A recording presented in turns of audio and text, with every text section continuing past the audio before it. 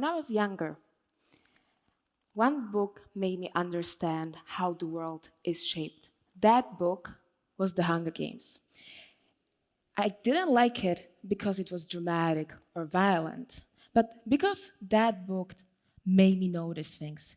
It made me notice how power works, how inequality can be normal, and how fear can be organized.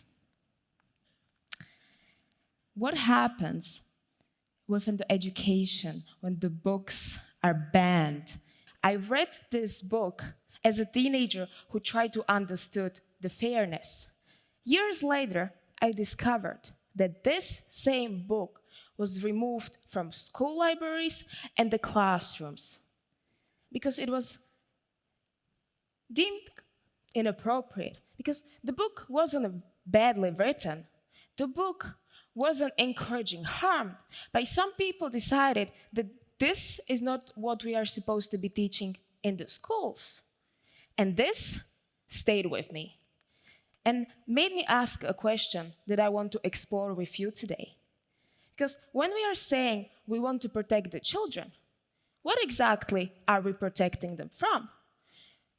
Because book bans often work in one simple way. We need to protect the children. We need to protect them from violence, we need to protect them from sexual content, and we need to protect them from ideas that might confuse them.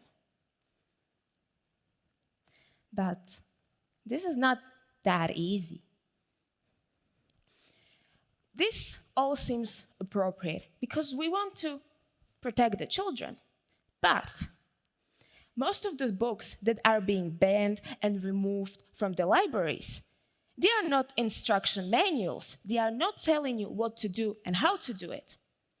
Most of those stories are about identity, about inequality, about race, about sexuality, and about the belongings. Those books makes you ask questions, and sometimes questioning can feel dangerous. So this is where I found out where the main question of this topic emerges. Does protecting children require us to limit their access to ideas, or just simply strengthen and allow them to understand those ideas? Because those are two different types of educational philosophy. One that assumes capacity, and the other that assumes fragility. When we remove a book from a classroom, this is not only thing we are removing, because the book is not just about ink and a paper. We are removing the guided conversation. We are removing the context, because I believe that everyone ever had the literature teacher within the elementary, high school, or university education that always came to us and said, let's discuss this, let's unpack this together. Because difficult ideas doesn't disappear from young people's lives. No, young people, they still encounter inequality, they still encounter injustice, they still encounter power structures, and they still encounter identity crisis, either if it's online, in media, or at the social media that we all know. But something else begins to happen, sadly. Educators begin to self-censor themselves. It is not because they want to, no, it is because they feel uncertain. And when the uncertainty enters the classroom, then restraint follows. And then, slowly, curricula narrows. And we are not just choosing what is disappearing from the classrooms, but we are leaving it to the others. And slowly, it just disappears. We often imagine censorship as something loud. We often imagine book burnings. We often imagine government crackdowns, clear repression, right? But the modern democracies rarely work that way. They don't need to. Instead, the restrictions becomes decentralized. They become local, They become procedural or simply framed as a parental concern. Because we don't have to have dramatic speeches or overband on free speech. We just have to narrow of what feels safe. Justification is not the ideology within this topic. It is the protection, because the protection is quite strong moral language. Because protection can very easily slide into control. Because when we are making decisions about what children are ready for and suitable for what information, it can quite easily slide into what ideas are acceptable at all. So let's come back to the heart of this talk. What is the protection?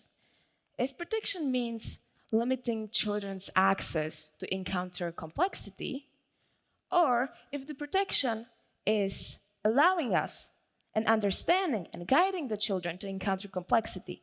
The first approach, education works as a shield. And the second approach, education works as a tool. Because shielding and strengthening, they are not the same. One builds resilience and the other limits exposure. When I read The Hunger Games for the first time, I wasn't harmed by being exposed to inequality. I was strengthened by it. It didn't make me fragile. No, it made me question. And sometimes the questioning can feel quite difficult, right? And this is where we come to the main debate, or main wrong what happens within this talk. Do we trust the children to encounter those ideas, or do we have the need to shield them from it? That is a difficult question, right? So, this is where the democratic dimension quietly enters. What is the main foundation of democracy? It is a questioning, and the questioning is not a threat to it. And when we read those books, we are welcomed to question, and we are welcome to think about those ideas. So I often think about the younger version of myself, reading those stories, right? Reading the stories about the unfair governments, and often asking, is this how power is supposed to work? Because those books, they didn't give me an answers. They made me question. And sometimes those stories can feel quite uncomfortable. But I will just leave you with this. If there's a story that will help a young person to encounter inequality, to encounter injustice, to be able to understand what is happening in their life, then is it the story that we have to remove? Or is this something that we should guide them through? Because maybe protecting children is not about limiting their access to ideas, but maybe it is about trusting them and guiding them to understand them. And when we are making that choice, we are not choosing what type of education we're gonna have. We are choosing what type of democracy we want to live in.